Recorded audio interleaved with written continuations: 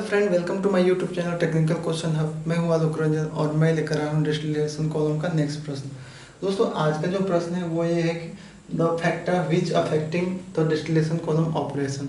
Distillation column की जब हम ऑपरेशन करते हैं तो कौन कौन से फैक्टर्स हैं जो डिस्टिलेशन कॉलम को डायरेक्टली अफेक्ट करते हैं, यानी कि उसकी प्योरिटी बढ़ाते हैं या घटाते हैं या उसमें प्रॉब्लम क्रिएट करते हैं, वो कौन कौन से फैक्टर्स हैं। तो चलिए एक बाय एक हम देखेंगे। सबसे पहला जो फैक्टर है वो है फीड कंडीशन। फीड हमारी डिस्टिलेशन कॉलम में जो यूज करते हैं वो कई टाइप की फीड होती है। सबसे पहले तो कोल्ड लिक्विड होते हैं, कोल्ड लिक्विड का मिक्सचर होता है, सेचुरेटेड लिक्विड का मिक्सचर होता है, पार्शियली वेपराइज्ड लिक्विड का मिक्सचर होता है, सेचुरेटेड वेपर का मिक्सचर होता है या सुपर हीटेड वेपर का मिक्सचर होता है। तो सपोज करो फीड कंडीशन की बात करें तो कोल्ड लिक्विड है, तो कोल्ड लिक्विड की जब हम फीड यहाँ पे फीड ट्रैप करेंगे तो जैसे इसमें हम फीड करेंगे तो इसमें से मैक्सिमम जो कुछ वेपर यहाँ से ऊपर उठेंगे, लेकिन एक सेकेंड दोस्तों, कुछ यहाँ से हमारी फीड के तो कुछ थोड़े बहुत वेपर ऊपर उठेंगी और वो वेपर उठेंगे लेकिन उनमें इतना दम नहीं रहेगा कि वो कंडेंसर तक आ पाए। तो ये फिर पार्शली फिर नीचे आ जाएंगी। नीचे आके वो क्या करेंगे दोस्तों, स्ट्रिपिंग सेक्शन, नीचे हमारा स्ट्रिपिंग सेक्शन है, ऊपर रेक्टिफाइंग सेक्शन है, बीच में हमारा फीड सेक्शन है। तो जैसे वेपर थोड़ी बहुत उठी, जब कोल्ड फीड रहा तो थोड़ी बहुत वेपर उठी, लेकिन उसमें इतना दम नहीं रहेगा कि वो कंडेंसर तक आ पाए, तो वो तुरंत नीचे आ जाएंगी और फिर आके जो है स्ट्रिपिंग सेक्शन पे लोड बढ़ाएंगी, यानी कि रिबॉइलर पे आके लोड बढ़ाएंगी। तो ये इम्पैक्ट करेगी। इसी तरह अगर हम सेचुरेटेड लिक्विड की बात करें तो सेचुरेटेड लिक्विड में इसमें तो बहुत कम वेपर जनरेट होगी, लेकिन सेचुरेटेड लिक्विड में हमारा थोड़े बहुत वेपर इसके मुकाबले ज़्यादा होगी। तो वो भी सेचुरेटेड लिक्विड में भी जैसे वेपर ऊपर उठेगी तो मैक्सिमम अमाउंट में तो नीचे चली जाएगी, थोड़ी बहुत ये कह सकते हो कि बहुत कम मात्रा में ऐसी वेपर्स होंगी जो कंडेंसर में जाएंगी। नहीं तो सारी की सारी वेपर ऊपर उठेंगी, लेकिन उनमें इतनी ताकत नहीं है कि वो कंडेंसर में जाए। तो वो क्या हो जाएंगी दोस्तों, फिर से वो नीचे आ जाएंगी और किसका लोड बढ़ाएंगे दोस्तों, स्ट्रिपिंग सेक्शन का। नेक्स्ट अगर हम देखें पार्शियली वेपराइज का मतलब दोस्तों होता है कि आधा वेपर और आधा लिक्विड। तो जब हम पार्शियली वेपराइज फीड करेंगे तो आधा तो हमारी चली जाएगी, आधा जो वेपर उठेंगी, आधा वेपर होंगी आधा लिक्विड होंगी। तो जो वेपर होंगी वो कंडेंसर में आके सेपरेट आउट हो जाएंगे और जो लिक्विड बचेगा वो नीचे आके फिर से रिबॉइल होके जो है आधा हमारा लिक्विड नीचे आ जाएगा। यानी कि इसमें पार्शियली वेपराइज में हमारा क्या होगा दोस्तों, आधा लोड स्ट्रिपिंग सेक्शन पे पड़ेगा और आधा लोड रेक्टिफाइंग सेक्शन पे पड़ेगा। अब नेक्स्ट बात करते हैं सेचुरेटेड वेपर। सेचुरेटेड वेपर जैसे ही हम फीड करेंगे दोस्तों, वो नीचे ना आने की वजह से वो नीचे नहीं आएगा, क्योंकि सेचुरेटेड वेपर है, फुल्ली वेपर है, तो तुरंत ऊपर उठेगा और पूरा कंडेंसर का लोड बढ़ाएगा। अब तो कंडेंसर का अगर लोड बढ़ाएगा, कंडेंसर उस हिसाब से डिजाइन नहीं है तो इसको रिप्लेस करना पड़ेगा, इसकी साइज बढ़ानी पड़ेगी या इसमें कूलिंग ड्यूटी इसकी अधिक लानी पड़ेगी। और इस कंडीशन में हमारा जो है दोस्तों रेक्टिफाइंग सेक्शन का लोड बढ़ेगा। नेक्स्ट हमारा सुपर हीटेड वेपर।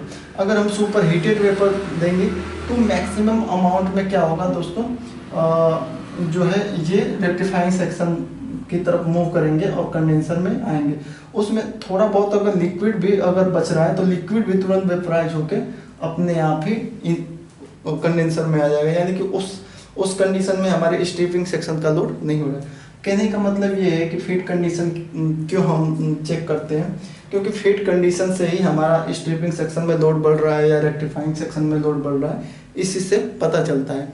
तो अगर डिस्टिलेशन टावर का सबसे बड़ा जो है फैक्टर जो है वो है नेचर ऑफ फीड या फीड कंडीशन कैसी है, उस पर हमारा डिस्टिलेशन कॉलम डायरेक्टली अफेक्टेड होता है। नेक्स्ट हम देखें रिफ्लक्स कंडीशन। रिफ्लक्स कंडीशन की अगर बात करें तो आप जानते हो कि यहाँ से जो कंडेंस हुआ इसमें से कुछ रिफ्लक्स हो जाता है और बाकी जो है प्रोडक्ट के रूप में चला जाता है। तो रिफ्लक्स कंडीशन की बात करें तो अगर हम टोटल रिफ्लक्स, हमारे पास रिफ्लक्स या तो टोटल रिफ्लक्स होता है या मिनिमम रिफ्लक्स होता है या मैक्सिमम रिफ्लक्स होता है या जीरो रिफ्लक्स, कुछ भी रिफ्लक्स नहीं होता है। तो अगर रिफ्लक्स की अगर हम बात करें, तो अगर हम देखते हैं एक छोटे से कि हमारा जो है मिनिमम रिफ्लक्स हो, हम चाहते हैं कि मिनिमम रिफ्लक्स हमें प्राप्त हो। तो मिनिमम रिफ्लक्स के लिए दोस्तों क्या करना पड़ेगा, हमें इन्फिनिटिव नंबर ऑफ ट्रे लगानी पड़ेगी। ट्रे की अमाउंट क्या है, बहुत ज़्यादा बढ़ानी पड़ेगी। तो वो बढ़ाएंगे तो कॉस्ट भी क्या होगी दोस्तों, बढ़ेगी, और मिनिमम रिफ्लक्स पे हमारा जो है प्रोडक्ट भी बहुत प्योर मिलेगा। और उसके लिए रिबॉइलर एंड कंडेंसर की साइज भी बहुत कम ही लगानी पड़ेगी, रखनी पड़ेगी। तो ये कैलकुलेट हम करते हैं मिनिमम रिफ्लक्स पे। इसी का उल्टा मैक्सिमम रिफ्लक्स पे क्या हो जाएगा, मैक्सिमम रिफ्लक्स में नंबर ऑफ ट्रे बहुत कम होती है, कॉस्ट भी बहुत कम आएगी, लेकिन प्योरिटी भी कम आएगी, और रिबॉइलर और कंडेंसर की साइज भी बढ़ानी पड़ेगी। तो ये हमारी मैक्सिमम रिफ्लक्स पे आएगी। तो इस तरह से हमारा फीड कंडीशन भी इम्पैक्ट कैसे करता है वो आपको समझ में आ गया। रिफ्लक्स कंडीशन कैसे वो कर रहा है वो भी आपको समझ में आ गया। मिनिमम रिफ्लक्स को या तो जीरो रिफ्लक्स कर लो, दोनों एक ही बात है ना दोस्तों। मिनिमम रिफ्लक्स या जीरो रिफ्लक्स, मैक्सिमम रिफ्लक्स मैंने बता दिया, या मैक्सिमम रिफ्लक्स या टोटल रिफ्लक्स, इसको लेके कंपेयर आप कर सकते हो। नेक्स्ट है हमारा कॉलम डायमीटर। दोस्तों डिस्टिलेशन टावर का जो कॉलम का डायमीटर है वो डायरेक्टली प्रोपोर्शनल होता है कैपेसिटी के। क्यों दोस्तों, जितना छोटा डाया होगा उतनी डिस्टिलेशन टावर की कैपेसिटी कम होगी, जितना बड़ा डाया होगा उतनी ही डिस्टिलेशन टावर की कैपेसिटी ज़्यादा होगी। और जो डिस्टिलेशन टावर की जो कैपेसिटी होती है वो डायरेक्टली प्रोपोर्शनल होती है वेपर फ्लो वेलोसिटी। जितना बड़ा साइज का डिस्टिलेशन टावर का डाया होगा उतना ज़्यादा वेपर उसमें जनरेट होंगी, और वेपर की वेलोसिटी पे ही हमारा पूरा या तो प्राइमिंग हुआ, इंट्रेनमेंट हुआ, वीपिंग हुई, डंपिंग हुई, पुकिंग हुई, या फ्लडिंग हुई, या प्राइमिंग हुई, ये सारी प्रॉब्लम किस पे आधारित है दोस्तों, वेपर फ्लो वेलोसिटी की। अगर वेपर का फ्लो बढ़ जा रहा है तो आप इंट्रेनमेंट या फ्लडिंग या प्राइमिंग फेस करोगे। अगर वेपर का फ्लो कम हो जा रहा है तो आप वीपिंग की प्रॉब्लम फेस कर सकते हो, डंपिंग की प्रॉब्लम फेस कर सकते हो। नेक्स्ट है हमारा state of tray and packing, यानी कि हमें कहाँ पे ट्रे लगाना है, कहाँ पे पैकिंग लगाना है, इस पे भी हमारा जो है डिस्टिलेशन कॉलम ऑपरेशन इफेक्ट करता है। जैसे मान लो कि हम जानते हैं कि जो पैकिंग है, पैकिंग हम वहाँ यूज करेंगे जहाँ पे लिक्विड मिक्सचर में फोमिंग, जो लिक्विड हम हैंडल करेंगे अगर उसमें फोमिंग हो रही है या वो कोरोजिव हो। पैकिंग हमेशा foaming and corrosive liquid mixture को हैंडल करने के लिए यूज होती है। लेकिन आप फोमिंग और कोरोजिव लिक्विड के लिए पैकिंग न यूज करके कोई ट्रे यूज कर लिए तो वहाँ पे आपका ऑपरेशन क्या हो जाएगा, बेकार हो जाएगा। तो और आप अगर बात करें कि जो ट्रे है, ट्रे हमेशा सस्पेंडेड सॉलिड लिक्विड मिक्सचर के लिए यूज होती है, जहाँ पे सस्पेंडेड सॉलिड जैसे रेजिन है, पॉलीमर रेजिन है, तो उसमें से सेपरेशन करना है तो आप वहाँ पे ट्रे लगाओगे। अगर वहाँ पे आप गलती से भी पैकिंग लगा दी, पैकिंग मटेरियल, तो पूरा चोक हो जाएगा, पैकिंग पूरी चोक हो जाएगी।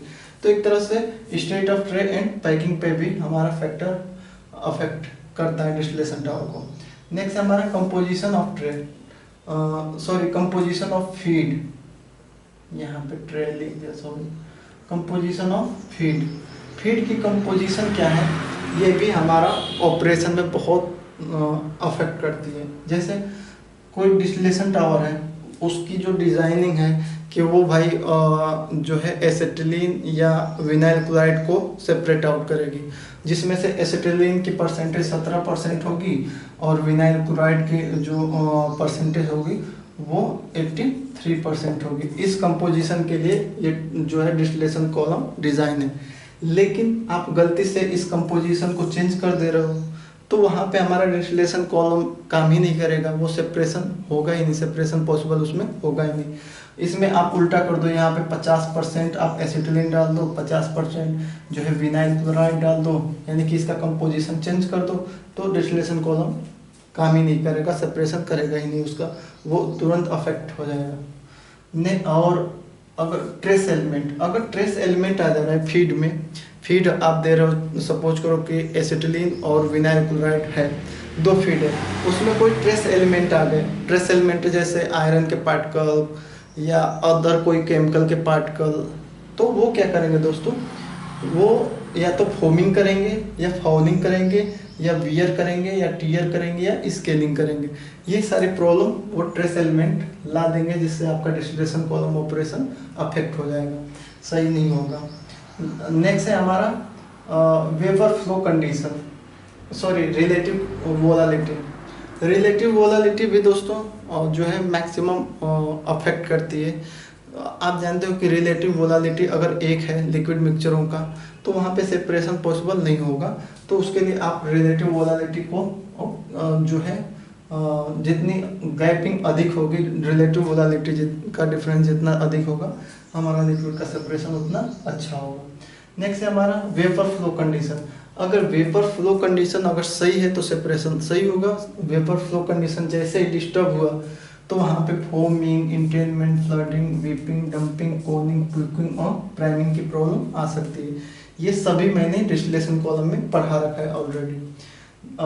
नेक्स्ट है हमारा नंबर ऑफ ट्रे। अगर नंबर ऑफ ट्रे की बात करें तो अगर हम नंबर ऑफ ट्रे बढ़ा दें, इन्फिनिटी नंबर ऑफ ट्रे कर दें, तो उस केस में हमें क्या मिलता है कि जब उसके लिए तो हमें कॉस्ट तो बढ़ानी पड़ेगी। कॉस्ट जो कैपिटल कॉस्ट है उसको तो बढ़ानी पड़ेगी, लेकिन उसका ये फायदा है, कॉस्ट तो बढ़ा है लेकिन उसके फायदे में ये हुआ कि प्योरिटी भी बढ़ गई और रिफ्लक्स जो है वो बहुत कम देना पड़ा। रिबॉयलर एंड कंडेंसर की साइज भी बहुत कम ही होगी और रिबॉयलर और कंडेंसर में जो हम एनर्जी दे रहे हैं, जैसे रिबॉयलर में स्टीम दे रहे हैं वो भी, उसका भी खपत कम हो जाएगा और कंडेंसर में जो आप कूलेंट दे रहे हो उसका भी खपत कम हो जाएगा। तो एक केस में तो ये है, लेकिन क्या बढ़ जा रहा है दोस्तों, कॉस्ट बढ़ जा रही है। इसी तरह मिनिमम नंबर ऑफ ट्रे देखें तो इसका उल्टा हो जाएगा, तो इसलिए हम ऑप्टिमम नंबर ऑफ ट्रे लगाते हैं, ऑप्टिमम करके चलाते हैं। नेक्स्ट है हमारा वीदर कंडीशन, यानी कि वीदर कंडीशन क्यों हम सेलेक्ट करते हैं दोस्तों, वो बस हम दो चीज़ों को देखते हुए वीदर कंडीशन सेलेक्ट करते हैं। पहला रिबॉयलर और दूसरा कंडेंसर। ठंडियों में क्या होता है दोस्तों, इन कोल्ड सीजन ठंडियों में जो रिबॉयलर की ड्यूटी है वो अधिक हो जाती है। ये ठंडियों में क्या है कि बहुत ज़्यादा उसे स्टीम चाहिए तब जाके वो रिबॉयल करेगा। तो एक तो स्टीम का कंजप्शन ज़्यादा हो जाता है, तो स्टीम की कंजप्शन ज़्यादा करने के लिए आपको रिबॉयलर की साइज भी बढ़ानी पड़ेगी, तभी तो रिबॉयलर की ड्यूटी बढ़ेगी। तो कोल्ड सीजन में हमारा रिबॉयलर की ड्यूटी भी अधिक हो जाती है, तो उसके अकॉर्डिंग हमें रिबॉयलर की साइज भी बढ़ानी पड़ती है और स्टीम का कंजप्शन भी अधिक रखना पड़ेगा। लेकिन कोल्ड सीजन में कंडेंसर ड्यूटी हमारी कम हो जाती है। कंडेंसर पहले एटमॉस्फेयर का टेम्परेचर डाउन होता है तो कंडेंसर की ड्यूटी कम हो जाती है, जिसके फलस्वरूप हम कंडेंसर की साइज भी कम कर सकते हैं और कूलेंट जो उसमें होगा ठंडा पानी उसका भी यूज बहुत कम होगा। इसके अलावा कुछ फैक्टर्स जैसे bubble point of liquid mixture same नहीं होनी चाहिए, तभी सेपरेशन अच्छा होगा, नहीं तो डिस्टिलेशन कॉलम डायरेक्टली अफेक्ट हो जाएगा।